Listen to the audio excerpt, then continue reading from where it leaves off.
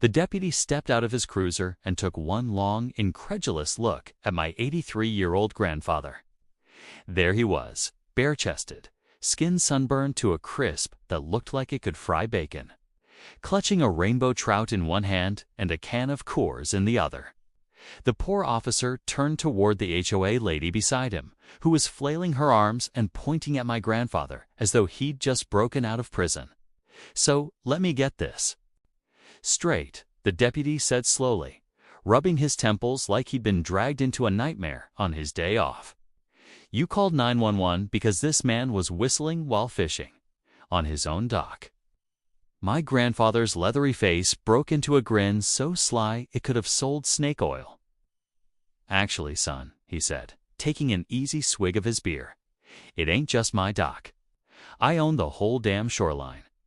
The deputy's sunglasses came off, and I swear his eyes nearly popped out.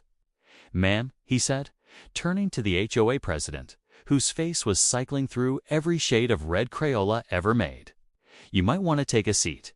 My name's Julian Vance, and I'm a freelance graphic designer, someone who loses track of weekdays when I'm deep in a project. But my grandfather, Arthur Vance Sr., never forgets anything. Not a fishing hole, not a sunrise, and definitely not a square inch of land. He's owned since 1973. He built his cabin out here in Pine Ridge Bluff, back when it was all towering Douglas firs, glass-clear water, and the occasional black bear rummaging for garbage cans. Nowadays, that same lakeshore has been rebranded into Whispering Pines Shores, a place so posh that folks bring air fryers to their campfires and get offended when mosquitoes don't respect their imaginary no-fly zones around imported tick furniture, and leading that new wave of suburban conquest was none other than HOA President Brenda Carmichael, a retired pharmaceutical sales rep who treated the HOA rulebook like it was scripture. Her favorite words were community standards, property value protection, and decorum expectations. Her least favorite phrase, the one Grandpa loved to repeat, "It was here before you were." Brenda had moved into Whispering Pines Shores 3 years earlier and ran for HOA president almost immediately, vowing to restore dignity to the waterfront. She won in a landslide, not because people liked her, but because no one else wanted the job. Within her first month, she introduced 17 new bylaws, banning wind chimes over 12 inches, mandating earth-tone-only outdoor furniture, and even restricting decorative flags to pre-approved occasions. The battle between Brenda and my grandfather began with a letter printed on HOA letterhead thick enough to qualify as plywood. "Dear Mr. Vance, per HOA Rule, Section 12, Subsection B. Shirtless seniors are strongly discouraged from occupying visible areas during daylight hours, as it may negatively impact property values and community aesthetics." Grandpa used that letter to wrap fish guts before tossing them into his compost bin. The next week, she cited his dock as an unsanctioned structure. Thou art, for one, never mind that it had been standing since Nixon was president. Then she targeted his aluminum canoe, labeling it a non-compliant watercraft because it didn't fit the HOA's approved color palette of navy, forest green, or burgundy. She fined him for having 4 unregistered bird feeders attracting non-native species, even though he'd been feeding the same mallard family for 15 years. She accused his bamboo wind chimes, handmade by my late grandmother, of creating noise pollution. And when Grandpa played Amazing Grace on his harmonica one sunset, she filed a formal complaint for an audible personal instrument disturbance when Grandpa hosted his traditional 4th of July fish fry, a celebration older than Brenda herself. She tried to have the health department shut it down for being an unauthorized shoreline engagement. The inspector showed up, ate 3 plates of Grandpa's beer-battered walleye, and told Brenda she should find a new hobby.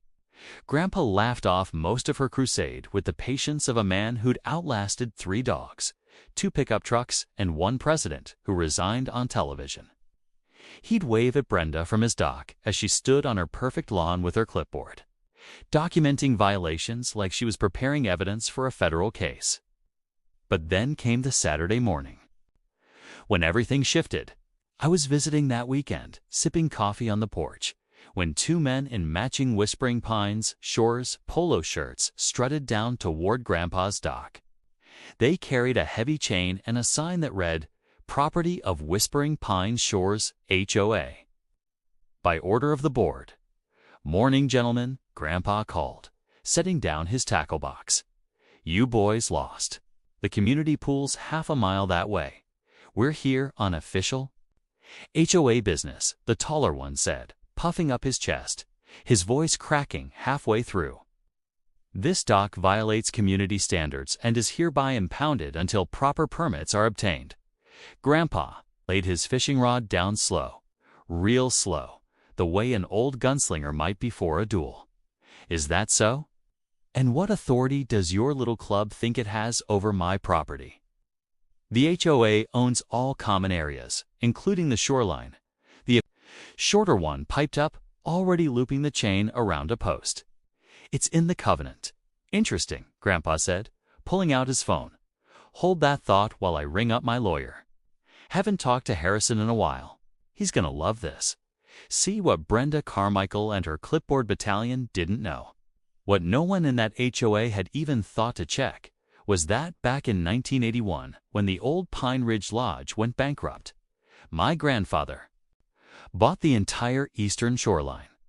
Every inch of waterfront from Dock 12 all the way to the northern cove, where the old boat launch used to sit. His name was on the deed, recorded and filed at the county clerk's office, probably gathering dust since the Clinton years.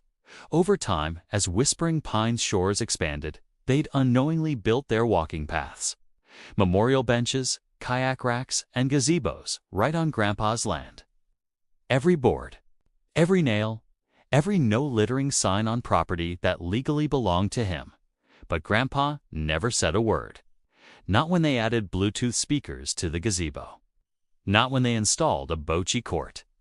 Not even when they threw their annual HOA appreciation dinner on what they proudly called Carmichael Beach, which was, in truth, the same spot where Grandpa had taught me to skip stones when I was 5. He just waited, patient as a heron, biding his time for the right moment to strike. And that moment finally came when Brenda, in what she clearly believed was her finest hour, called 911 to report what she described as aggressive and menacing paddling in community waters. The deputy who showed up, Officer Davis, young and probably hoping for an actual crime, took her complaint with all the weary professionalism of a man realizing he'd been dispatched to referee the world's most ridiculous feud. Brenda had come fully armed with a 3-ring binder bursting with photos, dates, and what she called evidence of patterned behavior. Among the pages was a blurry shot of Grandpa's bare chest, which he absurdly claimed qualified as indecent exposure to minors. Mind you, the nearest minor was her own grandson. Living all the way in Portland, he's creating a hostile environment, she insisted, her voice climbing so high that Deputy Davis's eyes started twitching. He whistles obscenely. He feeds unauthorized wildlife. And yesterday I saw him pour beer into the lake. "I was pouring one out for my wife," Grandpa said quietly, taking a sip. 20 years gone this week. She always wanted her ashes in the lake. Every anniversary, I share a beer with her. The deputy's expression softened slightly, but Brenda was unstoppable. "That's pollution. It's probably a legal dispersion of human remains. I demand you arrest him immediately." "Ma'am," Deputy Davis began, but Grandpa raised a hand.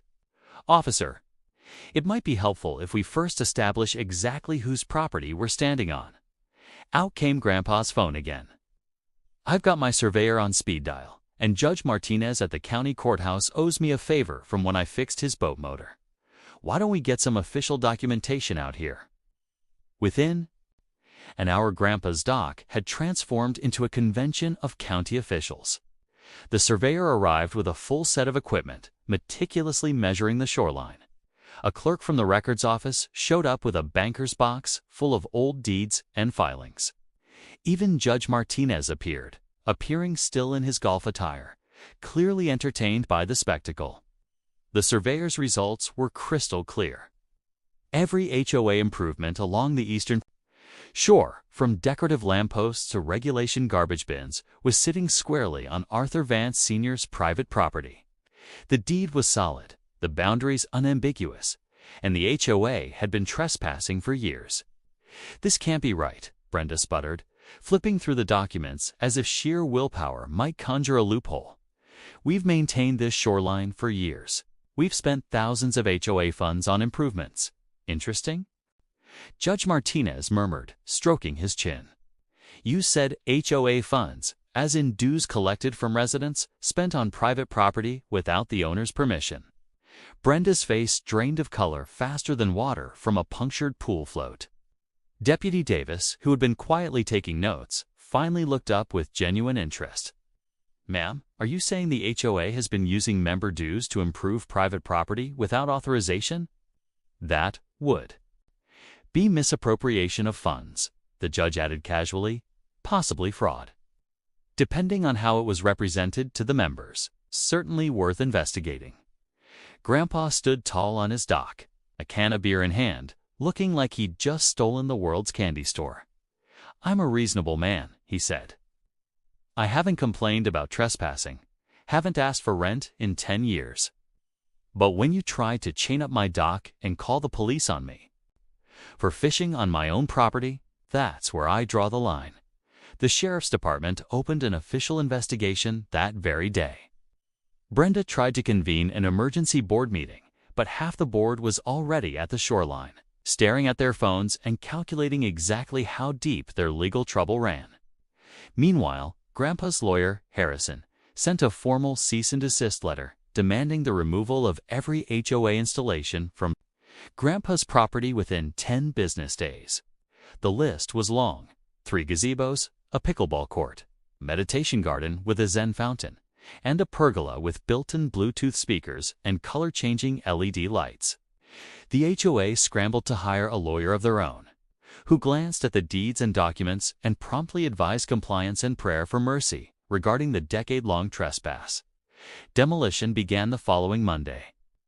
Crews carefully dismantled years of HOA improvements while Brenda stood on the public road with binoculars, documenting each removed board like she was observing war crimes. But Grandpa wasn't done. Once the shoreline was cleared, he did something that left Brenda in what witnesses later described as apoplectic shock. He leased the entire waterfront to the Pine Ridge Fishing Club, a local organization that had been seeking a new home since its previous site was turned into condos.